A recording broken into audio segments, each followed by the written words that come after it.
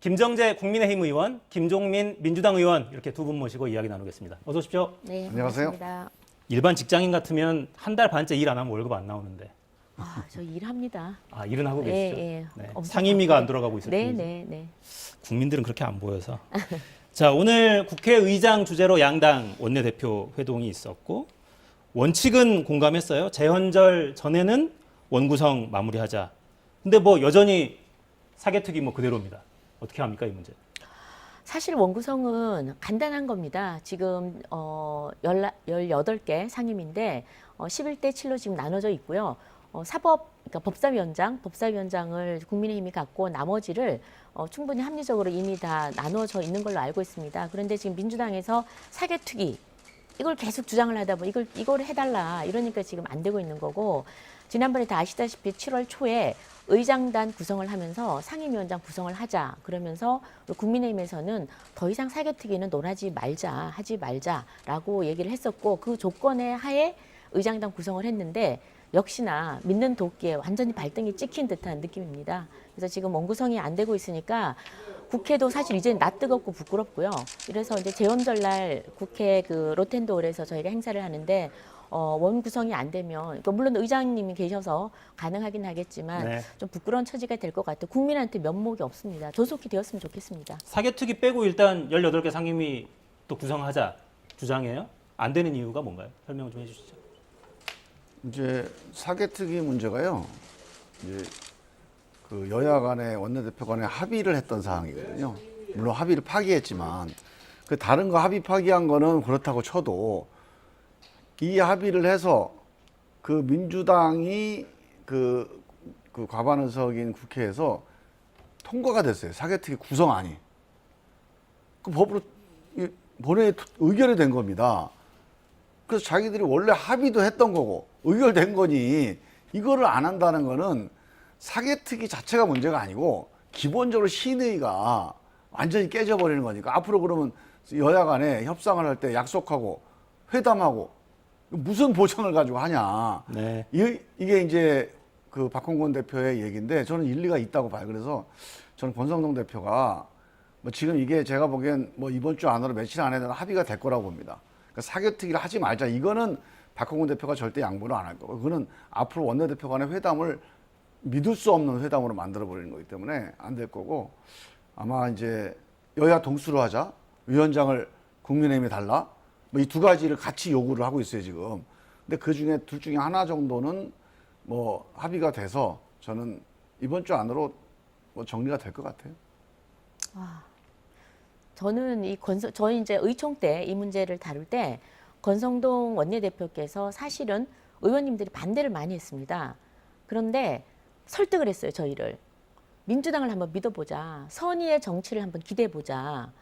그래서 원래는 민주당이 법사위원장을 주겠다 그랬는데 그 뒤에 꼬리표를 달았습니다. 사개특위. 국민들은 도대체 민주당이 왜 저렇게 사개특위 그러냐 그러는데, 사개특위는 검수완박. 국민들이 그다지 탐탁치 않게 생각하는, 반대를 하는 그런 검수완박을 마지막 마침표를 찍는 겁니다. 그 중대범죄수사청을 만들기 위한 사개특위거든요. 그래서 우리 당에서는 국민들의 여론도 검수완박에 대한 그 반대 여론을 충분히 감안해서 검수완박에 대해서는 저희는 절대 받아들일 수 없다는 것이고, 또 검수완박의 마지막 마침표를 찍으려는 이 사개특위는 받아들일 수 없다는 입장은 명약 관화합니다. 분명합니다. 그래서 지난번에 그 의장단 의장단 선거 때문에 협상을 할 때 저희 의총에서 많은 반대가 있었음에도 불구하고 우리 그 권성동 대표께서 왜 그러냐, 민주당 한번 믿어보자, 선의의 정치를 우리 한번 해보자 이랬을 때 제가 적극 반대했습니다. 안 된다. 조건 대 조건이, 아니 믿을 수 없다가 아니라 조건 대 조건이지, 민주당 한 행태를 봐라. 왜냐하면 당시에 의장이 인사청문 특위를 얘기했어요.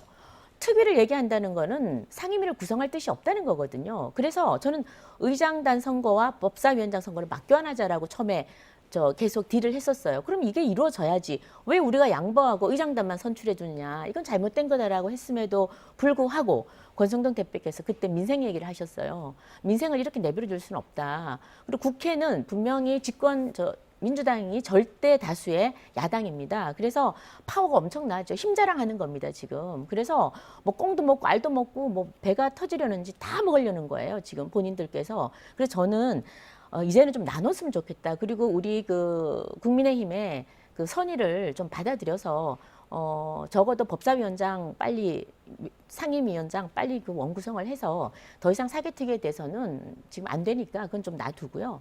그리고 검수완박 이쯤 했으면 됐습니다. 이쯤 했으면 됐고 이제는 좀 접을 시간이다. 그런 말씀을 드립니다. 근데 저는 국민의힘 참 이해가 안 가요. 지금 야당 같아, 야당. 보통 야당이 이렇게 막 이제 강짜를 놓고 뭐 고집을 부리고 하는 거거든요. 국회라는 게. 여당은 어떻게든지 야당을 설득해서 빨리 국회를 열어서 정부의 정책을 어떻게든지 예산도 만들고 법안도 만들고 뒷받침하는 게 여당 아닙니까? 이렇게 국회를 팽팽 놀리는 여당은 제가 처음 봤어요. 아마 이승만 정부 이래래 이런 여당이 어디가 있습니까? 저는 사개특위가요, 민생보다 더 중요합니까? 이 국회를, 이거를 뭐 올스톱 시킬 만큼 중요한 사안이에요? 그거 아니거든요. 사개특위 안 하면 법사위에서 해도 돼요. 그게 문제가 아니에요. 그거는 뭐 서로 간의 이해관계나 판단의 차이가 있는 건데, 나는 그거를 막겠다고 이 국회를 나머지 다 합의됐어요. 근데 그걸 안 하는 게 이해가 안 가는 거예요. 저는 여당입니다, 지금. 네? 국민의힘이 야당이 아니에요. 여당은 원래 작은 차이나 뭐 작은 손해를 감수하고라도 국정이 돌아가게 만드는데 앞장서고 야당을 설득하고 야당한테 뭘 주면서 끌고 가야 되는데, 아니 하나도 양보를 안 하고 그냥, 야 이게 지금 내 방송이니까 좀 함부로 말을 못 하는데 이런 여당이 어디가 있습니까, 세상에. 아이. 이렇게 힘센 야당을 정말로 처음 봅니다. 왜냐 그러면 저는 참 민주당이 참 머리가 좋다고 생각을 해요. 국민들을 아주 그냥 엄팍 속여요. 지금 왜 그러면 사개특위는 원 구성하고 아무 상관없는 겁니다. 사개특위를 지금 여기 끄집어 오는 거는 원 구성을 안 하겠다는 거예요. 그리고는 모든 덤탱이를 다 국민의힘에 씌우는 겁니다. 지금 사실은 민주당은 뭐든지 할 수 있습니다. 대통령 발목 잡고 아무것도 5년 동안 아무것도 못하게 하는 식물 대통령 만들 수도 있고요. 지금 170석이면은 대한민국을 좌지우지합니다. 여당 말만 여당입니다. 의석 이제 뭐 110대도 안 돼가지고 힘도 못 쓰는 여당, 이게 무슨 여당입니까? 지금 거대 야당이 그 의석수를 믿고 이런 식으로 하는데 딱 목적은 하나예요. 자, 사개특위를 그러면 원구성과 아무 상관없는 사개특위를 왜 주장하느냐? 검수완박을 마침표. 검수완박은 왜 하느냐? 자기들 검찰이 수사 조사 못하게 하는 거예요. 누구를? 이재명 그리고 문정권의 사람들, 이거 못하게 하는 겁니다. 그래서 이런 이 뭐 하나하나 되짚어 올라가면 결국은 또 정쟁이 되고 이러기 때문에 이번에 빨리 국민을 위해서 원구성부터 하자. 그러기 위해서는 사개특위는 좀 나중에 논의를 하자라는 게 저희 주장이고, 또 원구성은 사개특위하고 아무 상관이 없다라는 말씀을 정말 간곡히 좀 드립니다. 네, 자, 이 토론 이 정도 하겠습니다. 한 달 반째예요. 네. 원래 국회 죄송합니다. 원구성할 때요, 특위도 다 합의를 하는 게 원래 정상적인 관례입니다. 그렇죠. 네. 국민의힘은 이번 달 임시국회 열어서 교섭단체 대표연설, 대정부 질문 먼저 하자. 그렇게라도 국회를 정상화하자. 뭐 이런 취지입니까? 네네. 왜냐하면 교섭단체 연설 속에서 양당이 추구하는 방향이 나올 거고요. 또 대정부 질문을 통해서 지금 민생 현안을 챙기기도 하고, 또 추궁할 것이 있다면 야당은 정부를 향해서 추궁하기도 하고 해서 이래서 원구성이 안 되면 그 차선책이라도 반쪽짜리밖에 안 되겠죠. 그러나 안 하는 것보다 낫다는 거죠. 그래서 네. 그걸 좀 빨리 했으면 좋겠는데 이것마저도 지금 좀 받아들이지 않는 것 같아서 안타깝습니다. 근데 민주당은 민생경제특위 구성하자.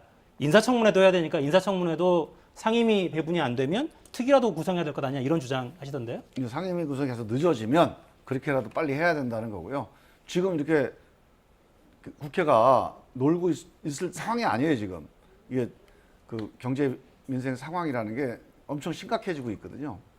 IMF보다 더 심각할 거다 이렇게 다 예상들을 하고 있기 때문에 저는 뭐 이제 만약에 상임위 구성이 안 되면 빨리 특위 구성이 돼야 된다, 이런 입장인데, 저는 아마 권성동 대표가 지금 당내 상황이 복잡해서 이쪽 고민을 못 하시는 거 아닌가 싶은데, 하긴 지금 당대표 역할까지 해야 되는 거잖아요. 빨리 좀 이 국회를 좀 보시고 이번 주 안에 국회를 가동하는 게 저는 맞다. 네. 네. 네. 뭐 이 원칙 자체에 대해서는 이견이 없을 거예요. 근데 이렇게 될 것 같아요. 오늘. 항상 악마는 디테일에 있어서 네. 사개특위 네, 지켜보겠습니다. 당내 일단 사개특위 등 전제 조건은 의장과 원내대표 간 요 협의체에서 논의를 하고 나머지 상임위 배부는 원내 수석 부대표 간 협의를 통해서 진행을 하기로 했으니까 타결만 되면 여괄 타결이 돼서 네. 17일 재헌절 행사는 할 텐데 뭐 보시죠. 뭐 네. 원구성 이야기는 그만하겠습니다. 협상이 돼야죠. 뭐 이건 여기서 논쟁할 문제는 아닌 것 네. 같아요. 이 정권 교체기마다 공공기관장 거취 문제 계속 논란이 되고 이 문제 개선 필요성은 역시 원칙에 대해서는 공감이 다 있는 것 같아요. 근데 이 부분은 어때요? 지금 이걸 논의한다고 해서 문재인 정권에서 임명한 이미 이제 거취 압박하고 있는 기관장들이 있잖아요. 이분들한테 소급 적용은 안 되는 거잖아요. 아니 이제 소급 적용 안 되는데 이런 게 이게 정무직 인사라고 하는 건 꼭 규칙만 가지고 하는 건 아니에요. 우리가 법이 이렇게 정해졌으면 그 입법 취지에 따라서 우리 민주당 출신의 그 기관장들한테 우리 당에서 권유하면 되죠. 그게 뭐가 어렵습니까? 야당에서 권고하는 건 그럼요. 자연스럽지 않냐? 저는 이런 법적인 제도를 가지고 해야지 정치보복 하듯이 물러나라 이런 식의 정치를 하는 거 이게 무슨 이게 조폭도 아니고 이러면 안 돼요. 그래서 저는 이제 이 문제는 우리 민주당에서도 계속 주장을 하고 있는 거예요. 입법하자. 입법에서 더 이상 이런 식의 알박기, 알빼기 이 소모적인 논쟁 그만하자 이런 거죠. 지금 제가 얼마나 답답하냐면 그 어젠가 그 우리 저 국민의힘에서 최고위원회에서 이런 발언을 해요. 알박기 대표 5인을 선정을 했어요. 방통위원장 한상혁 위원장, 전현희 국민권익위원장, 김성곤 재외동포 이사장. 근데 이분들이요 임기가 임명된 게 문재인 대통령 임기 2년 8개월 전에 임명된 분이에요. 한상혁 위원장은. 전현희 국민권익위원장은 2년 전에 임명된 분. 김성곤 재외동포 이사장은 1년 7개월 전에 임명된 분이에요. 그리고 그 정혜고 경제사회인문서연구회 이사장은 1년 2개월 전. 임기 끝나기. 예, 2년 전에 임명된 사람을 임기 말 알박기라고 공격을 해요. 이게 말이 됩니까? 그러면 문재인 정부는 2년 동안, 1년 동안 기관장들을 놔두라는 거예요? 공석으로? 아니면 다음에 윤석열 대통령 될 거니까 윤석열 대통령한테 그때 검찰총장인데 가서 허락받고 기관장 인사하는 겁니까? 아니, 저는 상식적으로 이해가 안 가요. 이렇게 알박기라고 주장을 공개적으로 국민들한테 이건 혹세무민이죠. 거짓말이에요. 그래서 저는 무리를 하는 겁니다. 이렇게 욕심을 내니까 자꾸 막 밀어내려고 하니까 자꾸 여러 가지 논리를 동원하다 보니까 이런 거짓 사실관계 같은 것도 이제 얘기를 하게 되고 혹세무민을 하게 되는 건데 그냥 제도를 바꾸면 됩니다. 제도 바꾸면 저라도 나서서 우리 위원장도 설득할게요. 자, 제도가 바뀌었으니 소급 적용은 아니지만 우리가 윤석열 정부 해보겠다고 하니까 우리 도와줍시다. 왜 그렇게 안 합니까? 우리가 임기가 정해져 있는 사람을 윤석열 대통령도 검찰총장 할 때 나 임기 정해져 있으면 못 물러난다 그런 거 아니에요. 대통령하고 뜻이 다른데도. 그때는 왜 안 물러났습니까? 대통령하고 뜻이 다른데. 지금도 마찬가지예요. 대통령하고 당이 갔든 안 갔든 임기가 정해서 임기를 지켜야 되는 게 공직자들의 또 임무입니다. 그냥 물러나는 것도 나중에 그게 좋은지 안 좋은지 모릅니다. 그런 점에서 저는 제도 개혁을 빨리 해서 이 문제에 대해서는 정치적으로 풀자. 저는 그런 주장입니다. 저도 뭐 100번 동의하고요. 그 공무를 수행하는 사람 중에 전문직이 있고 그다음에 우리가 뭐 어공, 늘공이라 그럽니다. 그래서 늘 공무원 전문직이 있고 또 어쩌다 공무원, 어공, 그러니까 정무직이죠. 보통 대통령이 들어오면 자기와 함께 일할 사람들을 각 기관에 다들 이제 임명을 하죠. 그 임명하는 사람은 그 대통령과 함께 국정 철학을 같이 논하는 사람들입니다. 함께 일하는 사람들이죠. 그럼 대통령이 바뀌면 당연히 나가야 되겠죠. 아주 예를 들면은 소득 주도 성장을 문재인 대통령께서 추진하셨습니다. 그럼 이것을 그림을 그리고 했던 분들이 같이 일을 해야 되겠죠. 그런데 윤석열 대통령으로 바뀌고 이 정책은 실패한 정책이다. 우린 다른 것을 하겠다. 그러면은 그때 일했던 사람 나가줘야 되는 겁니다. 원전 탈원전도 마찬가지입니다. 그렇게 정책 기조가 완전히 바뀌면 그때 함께 일했던 정무직들은 전문직들 말고요. 공무원들 말고 그렇게 함께 들어왔던 기관장들, 공공기관장들은 의당이 나가는 것이 사실은 저는 원칙이라고 봅니다. 그런데 제가 서울시 의원 출신이거든요. 서울시 의원 할 때 오세훈 시장에서 갑자기 박원순 시장으로 바뀌었습니다. 거의 다 나가더라고요.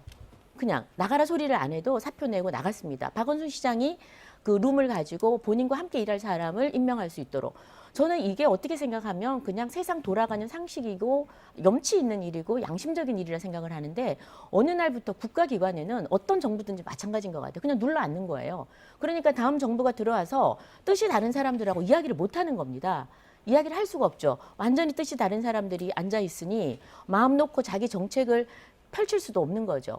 그래서 이번 그 지난 정부에서도 어떤 일이 벌어졌습니까? 백인규 그 산업부 그 장관께서 밑에 공공기관 기관장도 다 나가라고 그랬던 거. 이것 때문에 지금 산업부 블랙리스트 사건이 또 검찰 수사를 받고 있는 거 아닙니까? 네. 그래서 이런 예를 비춰보면 여야 공수만 교환됐을 뿐이지 똑같은 문제이기 때문에 저는 빨리 이거는 여야가 합쳐서 법을 좀 제정을 해서 이번에 소급 적용은 안 되더라도 이 법은 좀 빨리 만들어졌으면 좋겠고요. 뭐 그런 면에서는 홍준표 대구시장 보니까 시원하게 그냥 조례 만들겠다고 딱 얹어 놓으시니까 그냥 다 사표 내고 나가시던데 심지어는 같은 당에서 시장이 됐음에도 불구하고 다른 시장이 들어오니까 이전 기관장들이 지금 사표를 내고 나가는 그런 경우가 있던데 좀 일을 할 수 있도록 저는 이 부분만큼은 저희가 법을 좀 만들었으면 좋겠다는 근데 생각이 제가 이제 한 가지 당부드리고 싶은 건요. 법대로 하자는 거예요. 이런 일은 법대로 해야 됩니다. 아주 누가 큰 사고를 끼쳐서 당장 우리 국민들의 국정에 큰 발목이 된다면 모를까. 그렇지 않으면 법대로 해야 돼. 그런 법이 있다면 물러나는 게 맞고 법이 임기를 보장하고 있잖아요. 우리 김정재 의원이 임기제 아시죠? 임기제. 네네. 임기제라는 걸 왜 만듭니까? 정권 바뀌어도 보장해라. 그래서 임기제를 만드는 거지. 정권 바뀌면 물러나라. 그럼 임기제 뭐하라 합니까? 검찰총장이 전임 정부에서 임명했다고 정권 바뀌어서 잘라버리면 임기제 그 유명무실한 거 아니에요. 임기제를 하는 이유는 정권에 관계없이 일을 보장하라. 이게 기본적 입법 취지이기 때문에 이 취지를 살리기 위해선 자꾸 물러나라고 압박하는 건 직권남용이에요. 우리 김 의원님 여기서 얘기하는 것도 국회의원이기 때문에 직권남용에 해당됩니다. 조심하셔야 돼. 그러니까 저는 제 말의 취지는 그건 맞는 말씀이세요. 법에 따르는 게 맞습니다. 지금 현행법은 임기제를 보장하고 있습니다. 그게 맞고요. 그러니까 저는 지금 제가 말씀드리는 거는 법을 좀 바꾸자는 거예요. 여야가 협의를 해서 그 법 바꾸기 전에는 가만히 놔둬요. 그렇죠. 그냥 빨리 당연히 놔둬야죠. 되지 자, 뭘. 네, 그래서 지금 저는 그 새롭게 바뀔 법에 대해서 지금 의견을 개진을 한 것이고 예를 들면 KDI 원장이었던 홍장표 원장이 얼마 전에 사퇴를 했는데 이분이 소득 주도 성장의 그림을 그리신 분이에요. 윤석열 대통령이 들어왔는데 이분이 KDI 원장으로 있으면 금태 수많은 연구원들이 원장과 함께 일을 합니다. 근데 이 원장은 윤석열 정부의 뜻에 따르지를 못하죠. 본인 생각과 다르기 때문에. 그러니까 이분과 함께 일하는 사람들은 다 주춤주춤 할 수밖에 없고 시원시원하게 국정 철학을 가지고 어떻게 일을 하려고 그래요. 이게 계속 걸림돌이 걸리는 겁니다. 이런 불편함이 있는 건 사실이고요. 현장에서 벌어지는 일이죠. 그다음에 지금 이런 국책 연구기관이 26개를 모두 다 그 관할하는 또 그 연구소가 있습니다. 여기에 또 이사장이 정혜구 이사장입니다. 임기는 당연히 보장이 돼야 되지만 실질적으로 저 대통령이 바뀌었을 때는 이렇게 밑에 공공기관이 이전에 정부와 똑같은 뜻을 가진 사람, 이전에 정부의 정책을 추진했던 사람들이 있으면 사실은 현실적으로는 힘들죠. 새롭게 그 일을 하기가. 그래서 저는 지금 말씀하시는 거는 동의를 하고 임기는 지켜줘야 됩니다.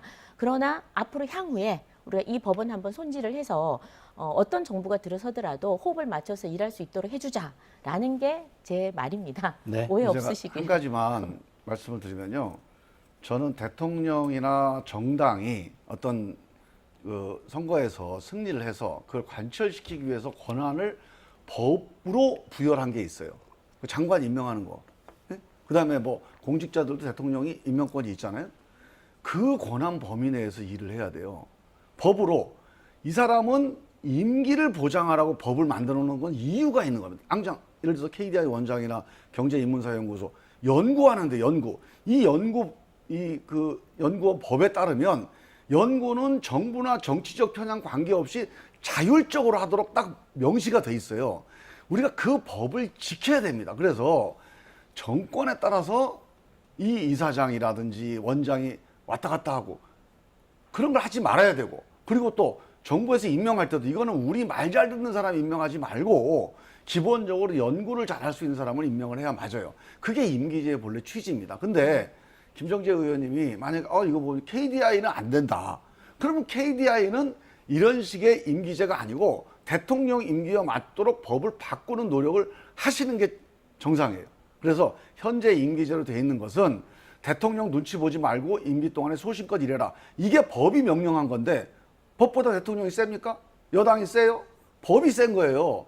법대로 해야 됩니다. 그래서 이 법을 바꾸는데 저랑 같이 노력을 하시죠. 네. 그리고 김종민 의원님은 충분히 아시는데 조금 현실을 외면하는 게 있는데 사실은 정부 정책 그 국제기관 같은 데서 국정 과제로 따가는 연구 이 제목들을 보면요, 그 정부가 추구하는 정책들이 다 들어갑니다. 예를 들어서 아마 윤석열 정부 들어와서 국책 과제에 그 연구 과제에 소득 주도 성장의 장점 이런 건 없을 겁니다. 그러니까 지금 이 각 정부마다 그런 주요 정책이 있거든요. 그런 걸 주로 연구 과제로 낸다는 말씀을 좀 드리고, 저는 미국에 플럼북이라는 제도가 있어요. 그 뭐 다 들어보셨겠지만 그 자두 색깔의 그 책자 속에는 새로 정권이 바뀌면 연방 정부에서 임명할 수 있는 한 9천여 명의 임명 사전입니다. 그거 어떤 자리에는 어떤 사람을 임명하는 게 맞고 또 어떤 조건으로 임명한다라고 적혀 있습니다. 그래서 그걸 다음 대통령에게, 그게 민주당이 됐든 공화당이 됐든 넘겨주는 거죠. 그러니까 참 부러운 제도죠. 그래서 저는 임기제를 보장하지 말란 뜻이 아니라 앞으로 향후에 우리도 좀 이런 제도를 도입을 해서 뭐 정권을 잡았다라는 건 잘하든 못하든 책임을 지는 겁니다. 못하면 다음에 정권이 교체가 되는 겁니다. 그러나 하는 동안에는 나의 정책을, 우리의 국정 철학을 한번 펼쳐보게끔 하는 것이 저는 올바르다고 보고요. 그게 이제 인사로 드러난다 이렇게 생각을 합니다. 아무튼 같이 힘 합쳐가지고 좀 바꿨으면 좋겠습니다. 네. 대부분 법 개정이 필요한 사항이어서 역시 원구성부터 해야겠죠. 네. 자, 주제를 좀 바꿔보죠. 대통령의 출근길 약식 기자회견 잠정 중단했었는데 오늘 하루 만에 재개했습니다. 영상 보고 이어가겠습니다. 대화가 필요해. 우린 대화가 부족해. 내일 아마 총리 주재로 중대본 회의가 열릴 겁니다.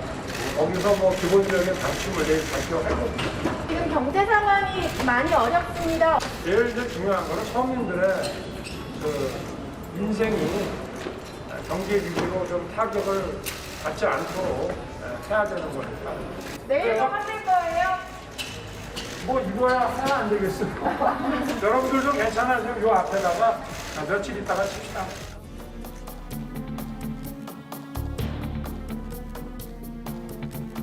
선거 때부터 국민과의 소통을 게을리하지 않겠다는 말씀을 여러 번 하셨고요.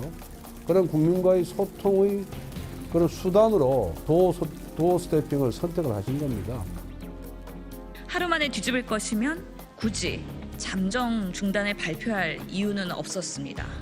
갈피를 못 잡고 헤매는 대통령실의 실태를 확인시켜 준 것입니다. 네, 대통령이 기자들 자주 만나고 국민과 소통하겠다는데 그 자체를 뭐라 할 정치인 국민 아마 아무도 없을 테고요. 그 김정재 의원은 지난 발언을 보면 좀 함축적이다, 정확하게 설명해서 전달력을 좀 높여야 한다 이런 조언하셨던데요. 네. 오늘 발언은 어떻게 들으셨어요?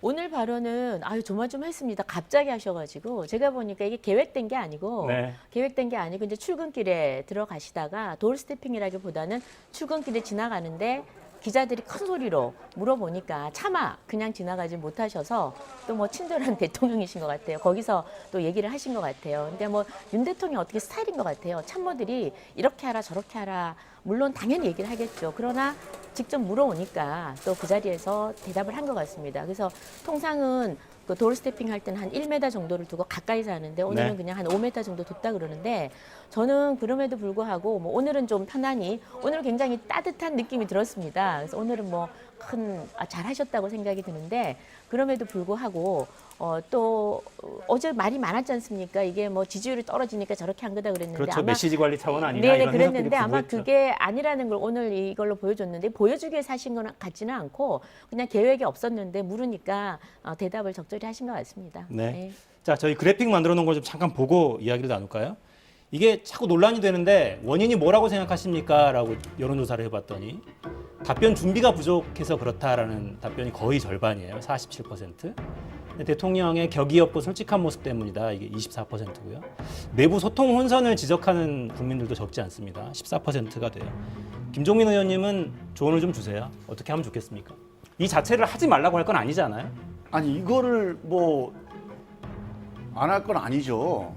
대통령이 기본적으로 국민들하고 자주 소통을 해야 되니까 네. 이거는 좋은 건데 준비를 해서 해야 돼요. 준비해서.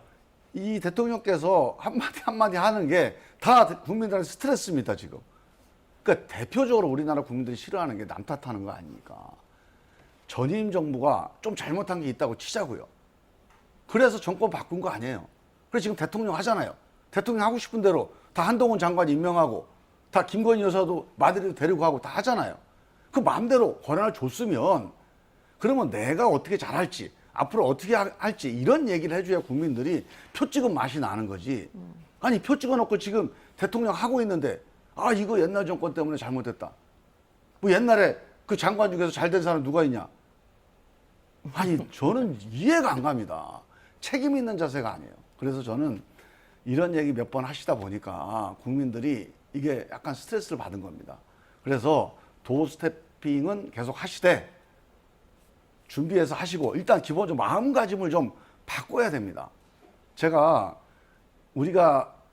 이제 뭐 대통령 무슨 심리 치료사가 아니니까 자세히 얘기할 수는 없고 제가 그냥 일반적으로 보통 정부가 출범하면 그 전임 정부에서 우리가 교훈을 삼는 거 이게 기본적인 건데 제가 두 가지만 말씀드릴게요. 이명박 정부하고 지금 이 윤석열 정부가 되게 비슷합니다. 시즌2라고 그래요. MB 시즌2라고 그럽니다. 그 되게 비슷해요. 그래서 이명박 정부 때 실패했던 두 가지를 잘 한번 돌이켜 보시라고요. 그 이명박 정부가요. 왜 이명박 대통령을 많이 뽑아줬겠습니까? 이 양반이 정치를 안 하고 기업을 한 사람이라서 실용적일 것 같아서 이 여야 양당 간의 진보 보수 이념적으로 좌우 이렇게 맨날 싸우니까 아, 이 사람은 기업한 사람 실용적일 것 같다라고 많은 분이 뽑아줘서 그때 20% 가까이 이긴 거예요. 압도적으로 이겼거든요. 그 중에는 그 한나라당 예뻐서 찍지 않은 이 실용주의 때문에 찍은 분들이 꽤 많아요. 근데 이분이 딱 정권 잡자마자 실용주의에서 완전히 극우 노선으로 바뀌어요. 완전히 보수로. 그러면서 국민들이 야, 이거 약속 위반이다. 또는 실망이다. 이러면서 민심이 떠나갑니다. 두 번째로 그때 국민들이 가장 실망했던 게 뭐냐면 광우병이 아니에요. 그게 실망한 게 아닙니다. 그때 노무현 대통령이 했던 거. 누가 보더라도 뭐 노무현 대통령의 흠이 있었건 전임 정부에서 문제가 있었건 그거를 그 대대적으로 조직적이고 전방위적으로 막 사람을 토끼몰이 하듯이 해서 결국은 벼랑 끝으로 몰고 간 거 아니에요. 그거 다시 하지 말자고 지금 한 10년 우리 대한민국이 홍역을 치렀는데 지금 하는 걸 보면 또 그 비슷하게 해요. 지금 제가 아까 알박기 같은 경우도 그런 비슷한 겁니다. 너무 무리하게 전임 정권이나 전임 정부에 대한 어떤 정치 보복을 하려고 하는 거. 요 두 가지 윤석열 정부도 마찬가지예요. 실용적인 것 때문에 공정과 상식 극우가 우파라서 찍어준 게 아니에요. 보수라서 찍어준 게 아닙니다. 그걸 잃어버리고 그 정신을 잃어버리고 지금 뭐 자꾸 이렇게 이념적인 그런 색깔을 너무 강조하고 극우적으로 가려고 하는 거. 그 다음에 전임 정부에 탓하고 전임 정부에 책임 돌리고 수사하고 정치 보복하려고 하는 거. 요 두 가지를 닮아가고 있다. 이게 국민들이 아마 마음 떠나는 근본적인 요인이다. 네. 이 점 한번 잘 숙고를 해보십시오. 자, MB 정권 시즌 2로 가면 안 된다 이런 고언이었고 저희 준비해놓은 자료를 좀 보고 의견을 좀 여쭤보겠습니다. 윤석열 대통령의 국정 운영 평가 요 그래프는 여당 입장에서는 굉장히 좀 아플 것 같은데요. 그러니까 격차가 벌어지는 것도 벌어지는 건데 그래프의 기울기를 보시면 갈수록 좀 급해집니다. 더 커지죠, 굉장히. 근데 요거를 좀 눈에 띄는 세대가 있어서 저희가 따로 좀 분석 자료를 봤어요. 20대, 그러니까 만 18세부터 29세까지의 이 추이를 보면 더 두드러집니다. 전주에 비해서 긍정평가가 16.6%포인트가 빠지고 부정평가는 17%포인트나 급격하게 올라갑니다. 그러니까 전반적으로, 그러니까 지난 대선 때 젊은 세대, 특히 그중에서도 남성, 이쪽의 지지, 전에 없었던 지지가 좀 국민의힘 쪽으로, 윤석열 후보 쪽으로 몰려든 측면이 있었는데 굉장히 여기서 급격하게 빠지고 있어요. 요 원인은 좀 뭐라고 보시는지 좀 여쭤보고 MB 시즌2로 가면 안 된다. 이런 고언에 대해서 한번 의견을 여쭤보겠습니다. 네. 지금 아까 우리 김종민 의원님께서 이 정부에 대해서 뭐 극우로 간다, 그다음에 정치 보복이다, 뭐 등등 말씀을 쭉 하셨는데, 저는 정치 보복이라는 거는 지금 현재 민주당이 아픈 겁니다. 사실은 문재인 정권 때 다 진행됐던 수사들이에요. 진행된 수사들인데 이게 이상하게 문재인 대통령 청와대 앞에만 가면 이게 멈추는 거예요.